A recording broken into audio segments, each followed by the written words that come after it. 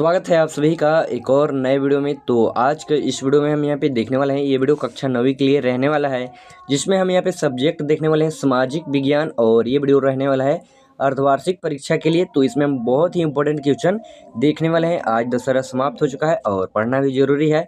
तो यहाँ पे हम देखेंगे इसमें 20 से 25 क्वेश्चन जो कि आपके अर्धवार्षिक परीक्षा के एग्जाम में पूछा जा सकता है। ऐसा नहीं है कि जो इसमें क्वेश्चन बताया जाएगा वो केवल अर्धवार्षिक परीक्षा के लिए इम्पोर्टेंट है। ये इसमें जो क्वेश्चन बताया जाएगा ये क्वेश्चन आपके फाइनल एग्जाम में भी पूछा जा सकता है। और बात करें, एक इम्पोर्टेंट बात करें यहाँ पे, तो अभी तक जितना भी मंथली टेस्ट हो चुका है वो सब क्वेश्चन आप लोग देख लेना, उससे बहुत ही ज़्यादा हेल्प मिलेगा आपको A7 एग्जाम में, यानी कि अर्धवार्षिक परीक्षा के एग्जाम में बहुत ही ज़्यादा आपको हेल्प मिलेगा। आप लोग पीछे के मंथली टेस्ट का सारा वीडियो देख लेना। तो अब हम यहाँ पे देखेंगे इसमें 20 से 25 क्वेश्चन जो कि वेरी इंपॉर्टेंट क्वेश्चन रहने वाला है। और इस माह में डबल एग्जाम है, यानी कि हमारा डबल एग्जाम में हो जाएगा। एक हो जाएगा हमारे यहाँ पे अर्धवार्षिक परीक्षा और एक हो जाएगा यहाँ पे मंथली टेस्ट, यानी कि 6 और 7 तारीख को मंथली टेस्ट है। 8 से लेकर 17 तारीख तक हमारा हो जाएगा यहाँ पे अर्धवार्षिक परीक्षा। और जो भी इस चैनल पे 4 से 5 वीडियो अपलोड किया जाएगा उसे देख लेना, उससे बाहर क्वेश्चन नहीं आएगा। हो सके एक आध क्वेश्चन आए, लेकिन उसी से रिलेटेड क्वेश्चन आएगा, तो आप लोग सभी क्वेश्चन को देख लेना। तो यहाँ पे हम देखेंगे, उससे पहले आपसे छोटी रिक्वेस्ट है, अगर आप लोग चैनल पर नए हो तो चैनल को सब्सक्राइब करके वीडियो को लाइक कर देना, वीडियो को शेयर भी कर देना। डिस्क्रिप्शन में लिंक दे दिया गया है व्हाट्सएप चैनल का, तो वहाँ से आप लोग व्हाट्सएप चैनल को फॉलो भी कर लेना। तो यहाँ पे पहला प्रश्न हो जाएगा जो कि एक कक्षा 9वीं के लिए है। यहाँ पे पहला प्रश्न है, फ्रांसीसी क्रांति के समय फ्रांस का राजा कौन था? फ्रांस का राजा कौन था? फर्स्ट का हो जाएगा ऑप्शन नंबर सी, और सी में यहाँ पे लिखा गया है लुई एक्स। अब यहाँ पे आगे देखेंगे क्वेश्चन नंबर 2 में हो जाएगा जो कि यहाँ पे लिखा गया है, भारत का अक्षांशीय विस्तार लगभग कितने डिग्री है? ये भी क्वेश्चन वेरी इंपॉर्टेंट क्वेश्चन है, जो कि यहाँ पे लिखा गया है भारत का अक्षांशीय विस्तार लगभग कितने डिग्री है। तो यहाँ पे क्वेश्चन नंबर 2 का भी right answer option number C ही होगा, और सी में यहाँ पे लिखा गया है 30 डिग्री। अब यहाँ पे आगे देखेंगे क्वेश्चन नंबर 3 में है यहाँ पे, ये भी वेरी इंपॉर्टेंट क्वेश्चन है। और ये इसमें जो क्वेश्चन बताया जा रहा है ये सभी PYQ क्वेश्चन है, यानी कि जो ऐसे ही क्वेश्चन आएंगे एग्जाम में वैसे ही क्वेश्चन इसमें ऐड किया गया है।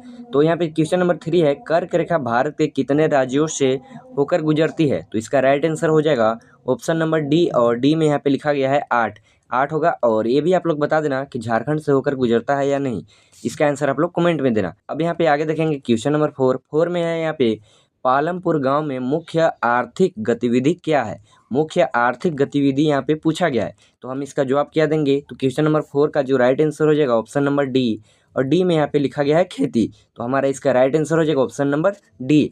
अब यहाँ पे आगे देखेंगे क्वेश्चन नंबर 5 में यहाँ पे लिखा गया है, यूरोप में, यहाँ पे क्वेश्चन है, यूरोप में समाजवाद का जनक किसे माना जाता है?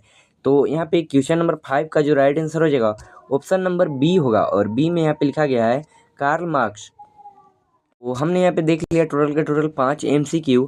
अब यहाँ पे आगे देखेंगे छठा MCQ जो कि यहाँ पे लिखा गया है। तो यहाँ पे क्वेश्चन नंबर 6 है, और 6 में यहाँ पे लिखा गया है, गंगा नदी का उद्गम स्थल कहाँ है? तो इसका राइट आंसर हो जाएगा ऑप्शन नंबर बी, और बी में यहाँ पे लिखा गया है गंगोत्री हिमनद, यानी कि इसका राइट आंसर हो जाएगा ऑप्शन नंबर बी।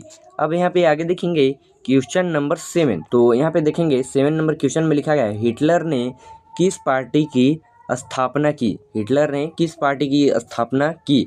तो यहाँ पे क्वेश्चन नंबर 7 का जो राइट आंसर हो जाएगा ऑप्शन नंबर डी, और डी में यहाँ पे आप लोग देख सकते हो लिखा गया है नात्सी पार्टी।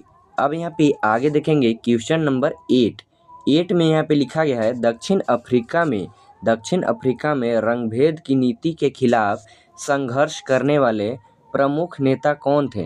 यहाँ पे प्रमुख नेता के बारे में पूछा गया है। तो यहाँ पे क्वेश्चन नंबर 8 का जो राइट आंसर हो जाएगा वो हो जाएगा ऑप्शन नंबर सी, और सी में यहाँ पे आप लोग देख सकते हो लिखा गया है नेल्सन मंडेला, यानी कि हमने यहाँ पे टोटल के टोटल 8 क्वेश्चन अब तक देख चुके हैं। अब यहाँ पे है क्वेश्चन नंबर 9 में हो जाएगा यहाँ पे जो कि लिखा है, संविधान सभा के अध्यक्ष कौन थे? संविधान सभा के अध्यक्ष कौन थे?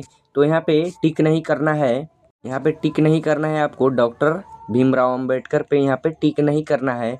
यहाँ पे क्वेश्चन में पूछा गया संविधान सभा के अध्यक्ष कौन थे, तो इसका राइट आंसर हो जाएगा डॉक्टर राजेंद्र प्रसाद। और एक क्वेश्चन का आप लोग जवाब दे देना, संविधान पूरी तरह से कब बनकर तैयार हुआ?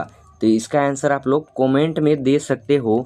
अब यहाँ पे आगे देखेंगे क्वेश्चन नंबर 10, और 10 हो जाएगा MCQ का, लास्ट क्वेश्चन यहाँ पे लिखा गया है, जब निवेश शिक्षा प्रशिक्षण और चिकित्सा देखभाल के रूप में किया जाता है तो जनसंख्या किसमें बदल जाती है?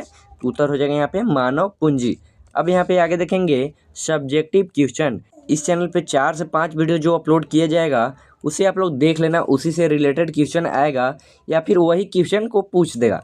तो यहाँ पे हम देखेंगे, अब यहाँ पे लिखा गया है अति लघु उत्तरणीय प्रश्न प्रत्येक 2 अंक, यानी कि एक क्वेश्चन के लिए आपको 2 अंक मिलेंगे।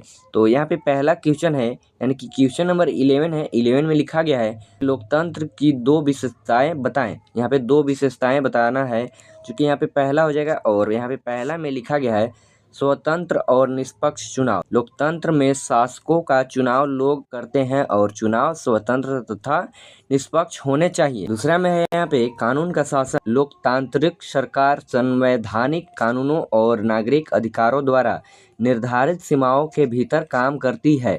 तो हमने यहाँ पे देख लिया क्वेश्चन नंबर 11। अब यहाँ पे आगे देखेंगे क्वेश्चन नंबर 12 में यहाँ पे लिखा गया है, चूँकि ये भी 2 नंबर के लिए क्वेश्चन होने वाला है।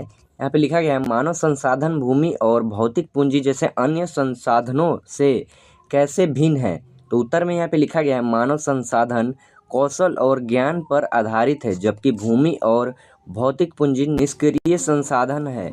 मानव संसाधन इन निष्क्रिय संसाधनों का उपयोग करके उन्हें उपयोगी बनाता है। मानव पूंजी का निर्माण शिक्षा और स्वास्थ्य में निवेश से होते हैं। यहाँ पे लिखा गया है स्वास्थ्य में निवेश से होते हैं।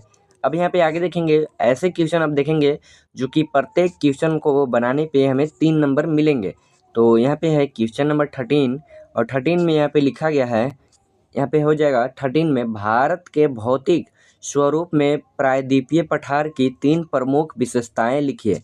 प्रायद्वीपीय पठार के 3 प्रमुख विशेषताएं यहाँ पे लिखना है। पहला विशेषता हो जाएगा यहाँ पे, यह एक मेज की आकृति वाला स्थल है जो पुराने क्रिस्टलीय आग्नेय तथा रूपांतरित शैलों से बना है। दूसरे यहाँ पे हो जाएगा, जो कि 3 विशेषताएं बताना है। सेकंड हो जाएगा यहाँ पे, यह गोंडवाना भूमि के टूटने से बना है और इस प्रकार यह सबसे प्राचीन भूभागों से एक है। तीसरा में यहाँ पे लिखा गया है इसकी विशेषताएं हैं चौड़ी और छिल्ली घाटियाँ तथा गोलाकार पहाड़ियाँ। इससे मुख्य रूप से मध्य उच्च भूमि और यहाँ पे लिखा गया है ढक्कन के पठार के रूप में भी विभाजित किया जाता है। ये सारे के सारे क्वेश्चन इंपॉर्टेंट क्वेश्चन है जो कि आपके एग्जाम में पूछा ही जा सकता है, इससे बाहर कुछ नहीं आने वाला है। क्वेश्चन नंबर 14 है, यहाँ पे लिखा गया है 1905 की रूसी क्रांति के 3 कारक बताएं। पहला है यहाँ पे जार का निरंकुश शासन। जार निकोलस द्वितीय की निरंकुशता और जनता के प्रति उसकी अपेक्षा। हमने यहाँ पे पहला देख लिया, हमें यहाँ पे टोटल के टोटल 3 देखने हैं। दूसरा यहाँ पे लिखा गया है औद्योगिक मजदूरों की दयनीय स्थिति। मजदूरों को कम वेतन, लंबे कार्य घंटे और खराब रहने की स्थिति। तीसरा यहाँ पे किसानों की भूमि की कमी। अधिकांश किसान गरीब थे और सामंतों रसोइयों के पास बड़ी भूमि थी जिससे किसानों में असंतोष था। अन्य कारण ये भी है कि खूनी रविवार की घटना भी एक तात्कालिक कारण थी। अब यहाँ पे हम देखेंगे जो कि हो जाएगा अर्धवार्षिक परीक्षा के लिए। यहाँ पे है दीर्घ उत्तरीय प्रश्न, और ये प्रश्न ऐसे हैं जिसमें आपको हर एक प्रश्न को हल करने पे आपको यानी कि आंसर देने पे आपको 5 नंबर मिलेंगे। तो यहाँ पे 15 नंबर क्वेश्चन है। यहाँ पे लिखा गया है लोकतंत्र बेहतर क्यों है?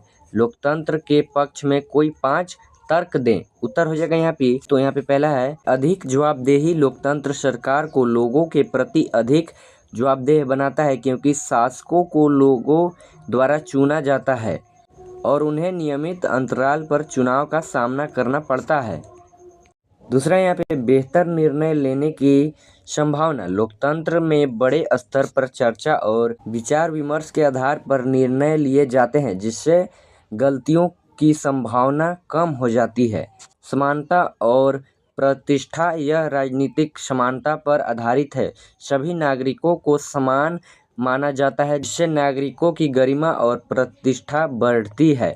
टकरावों को संभालने का तरीका। लोकतंत्र नागरिकों को मतभेदों और टकराव को शांतिपूर्ण ढंग से संभालने का एक तंत्र प्रदान करता है।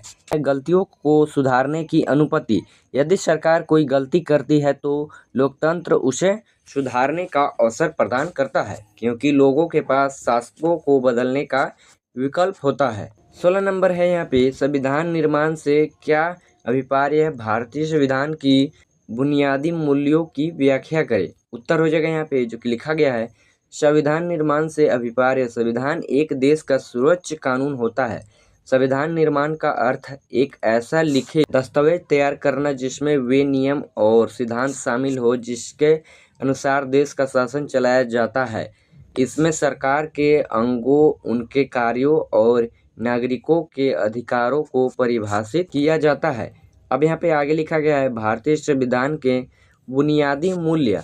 अब यहाँ पे आगे देखेंगे, पहला है यहाँ पे संप्रभुता। इसका अर्थ है कि भारत एक स्वतंत्र देश है, कोई भी बाहरी शक्ति इसके आंतरिक मामलों को निर्देशित नहीं कर सकती है, लोग सर्वोच्च हैं। दूसरा यहाँ पे समाजवादी। इसका अर्थ है कि सरकार धन के असमान वितरण को कम करने का प्रयास करेगी और सामाजिक और आर्थिक समानता सुनिश्चित करेगी। इसका अर्थ है कि नागरिकों को किसी भी धर्म को मानने की पूरी स्वतंत्रता है, लेकिन राष्ट्र का कोई आधिकारिक धर्म नहीं है। सरकार सभी धर्मों का सम्मान करती है। 4 में हो जाएगा यहाँ पे जो कि लिखा गया है लोकतांत्रिक। इसका अर्थ है कि सरकार का स्वरूप ऐसा होगा जिसमें लोगों को अपने शासकों को चुनने का समान राजनीतिक अधिकार प्राप्त होगा। यहाँ पे 5 में लिखा गया है गणतंत्र। इसका अर्थ है कि देश का मुखिया राष्ट्रपति वंशानुगत नहीं होगा, बल्कि लोगों द्वारा चुना जाएगा। तो यही था आज का वेरी मोस्ट इम्पोर्टेंट क्वेश्चन जो आपकी दोनों एग्जाम में पूछा जाएगा।